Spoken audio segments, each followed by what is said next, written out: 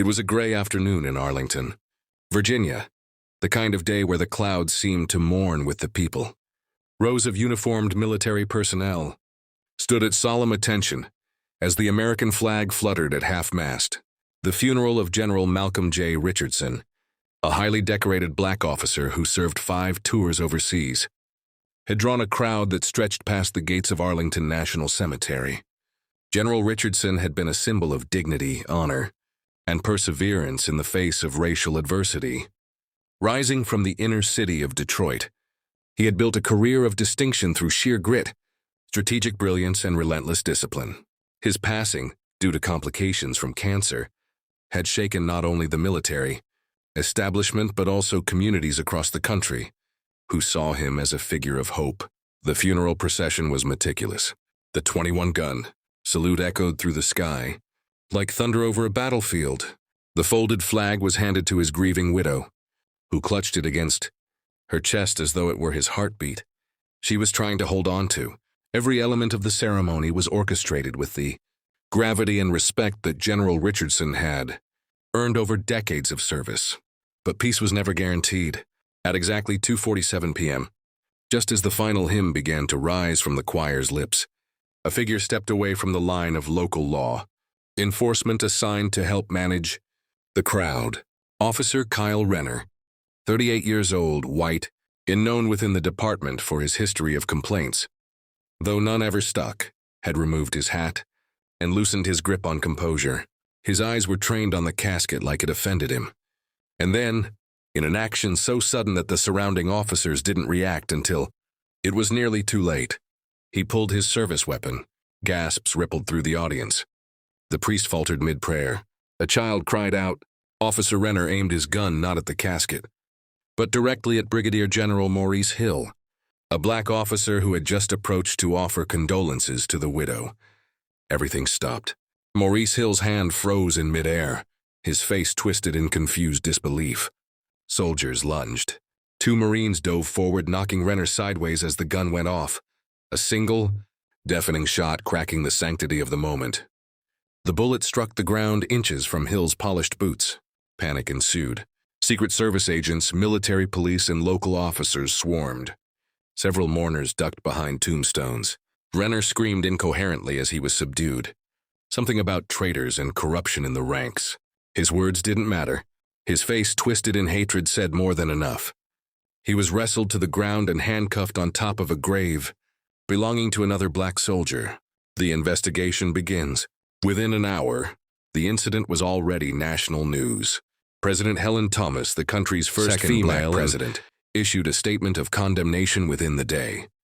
To pull a weapon on a fellow officer, especially during a funeral of national significance, is not only reprehensible, it is treasonous. The FBI took over the investigation, and Renner was moved to federal custody under tight security. Video footage clearly showed the intent. No one questioned that the gun had been drawn with purpose. What people demanded to know was, why? Renner's background came under immediate scrutiny. Within 24 hours, internal memos leaked to the press revealed he had accumulated over a dozen civilian complaints for racial profiling and excessive force during his 9 years with the Arlington Police Department. None had led to disciplinary action, each buried in bureaucratic red tape or dismissed for lack of evidence. An anonymous source from within the department revealed that Renner had joked openly about how many affirmative action medals were pinned to undeserving uniforms. He frequently mocked the idea of black leadership in the military and allegedly referred to General Richardson as a media token during a department briefing just weeks before the funeral. These statements, though unofficial, painted a chilling picture. Shockwaves through the nation. By the end of the week, protests had erupted in major cities. Civil rights organizations and military advocacy groups stood together in rare unity, demanding accountability not just for Renner, but for the systems that allowed him to carry a badge for so long. Retired General Marcus Albright, himself a veteran of the Gulf War and the first black man to lead the 101st Airborne Division, appeared on national television saying, "If a black general can be threatened by a police officer at a funeral in front of the nation, then who is safe? How many more are waiting to be targeted when no one is looking? Military confidence in civilian law enforcement partnerships took a hit. Officers in multiple branches began openly questioning whether proper background checks and mental health evaluations were being conducted within police departments. Meanwhile, Brigadier General Hill, the man who had nearly been shot, remained publicly silent. A spokesperson released a brief statement on his behalf. General Hill is taking time to process the traumatic events of that day. He remains committed to his country, to his fellow officers, and to the ideals that define true leadership: courage, discipline, and justice. The nation held its breath, waiting to see whether justice would follow. The turning point, the moment that turned outrage into fire, came during the preliminary hearing. Renner appeared in court in a beige jumpsuit, hands shackled and face defiant. His attorney tried to argue that Renner had experienced a PTSD episode, suggesting that the funeral had triggered a delusion wherein he believed General Hill was a foreign combatant. The court was silent for a long moment before the judge leaned forward and asked, "Officer Renner, were you ever in the military?" "No, Your Honor." "Then what combat experience would you be referring to?" The room bristled. The lie was exposed for what it was: a thin veil trying to excuse hate. Prosecutors wasted no time presenting the digital trail. Renner's personal email, his anonymous social media posts, even a private Telegram group where he shared white nationalist memes with other officers. All of it laid bare. And then came the final piece: a journal, seized during the search of his home, where he described ridding the military of unworthy bloodlines and sending a message at the funeral. That sealed it. The judge ruled there was enough evidence to move forward with federal charges of attempted murder, hate crimes, assault on a military official, and terrorism. The Department of Justice confirmed they would pursue the maximum sentence: life imprisonment without parole.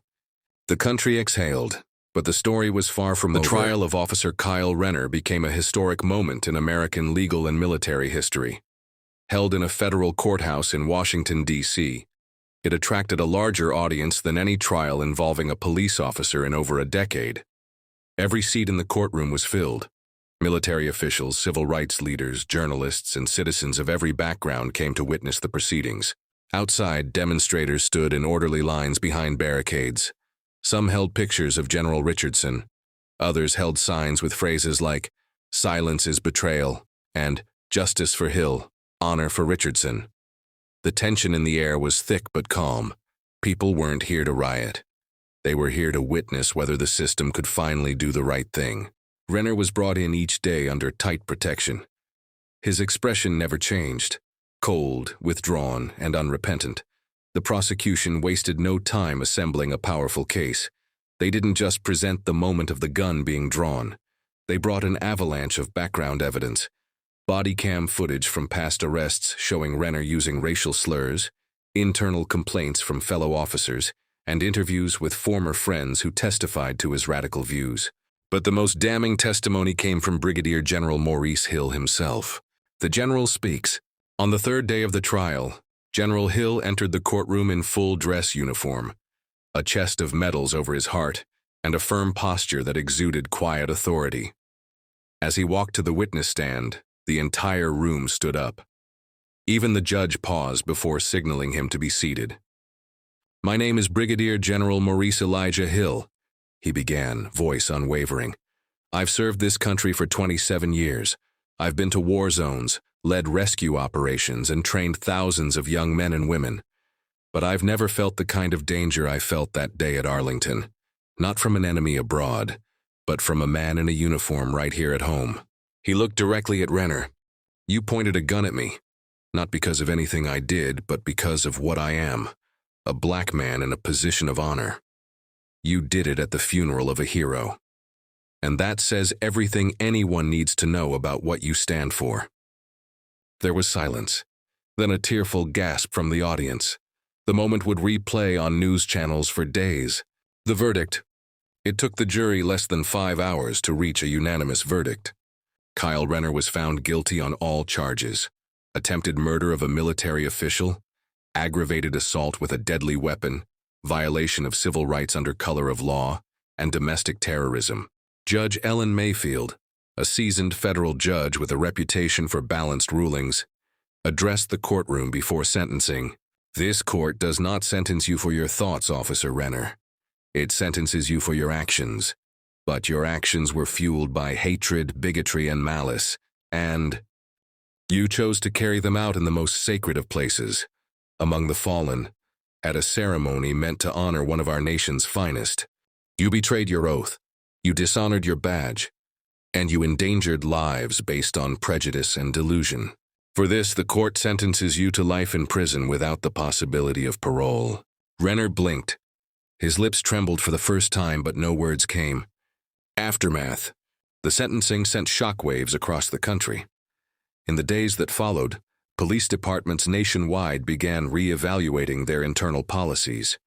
Several jurisdictions opened long-dormant complaint files against officers with histories of misconduct. For the first time, police unions across several major cities agreed to allow third-party audits of racial bias within their ranks. The military, too, responded. The Pentagon initiated a sweeping review of law enforcement partnerships and enacted new protocols for vetting officers assigned to military-related ceremonies. The Department of Defense released a statement praising the court's decision and reaffirming its commitment to protecting its service members from domestic threats. Brigadier General Hill returned to duty, but took on a new role: Director of Military Equity and Safety Affairs, a post created in the aftermath of the trial. His mission? To ensure that what happened at Arlington never happened again. As for General Richardson, his legacy grew even more powerful in death. A scholarship fund bearing his name was created for underprivileged youth pursuing careers in military service. Statues were commissioned in Detroit and Washington, D.C. to honor his contributions. His story became part of military education programs across the country. The cop behind bars. Kyle Renner was sent to ADX Florence, the federal supermax prison in Colorado, often referred to as the Alcatraz of the Rockies. He was placed in solitary confinement for his own safety, surrounded by some of the most dangerous criminals in America. But the greatest punishment wasn't the cell, it was the silence. The letters he expected from supporters never came. The few who once praised his views disappeared into obscurity. He became a pariah in a system he once believed protected him. His name no longer inspired fear or loyalty, only disgust. Ironically, he spent his days surrounded by guards of every race, some of them veterans who had served under generals like Richardson and Hill. They treated him with professional detachment, but no sympathy. He had become the embodiment of everything the nation was trying to move beyond: legacy and reflection. The trial became a landmark case in law schools, civil rights discussions, and military policy reviews. It stood as proof that the rule of law could prevail over hate, even when the perpetrator wore a badge. Brigadier General Hill, in an interview 1 year later, reflected on the journey. "Justice wasn't just for me. It was for every soldier who ever wondered if their skin color mattered more than their service. It was for General Richardson, whose death should have marked a peaceful end, not a violent threat. And most of all, it was for the future. Because no nation can be strong if it's divided from within." A new ceremony. 1 year later, under a bright spring sky, a new funeral took place at Arlington, this time for a retired nurse who had served in Afghanistan. The ceremony was quiet, dignified, and peaceful. Among the uniformed attendees stood General Hill, in a new position of honor. This time, no guns were drawn. No hate marred the silence. The flag was folded. The prayers were said. The last note of the bugle faded into the wind. Justice at last had restored the peace.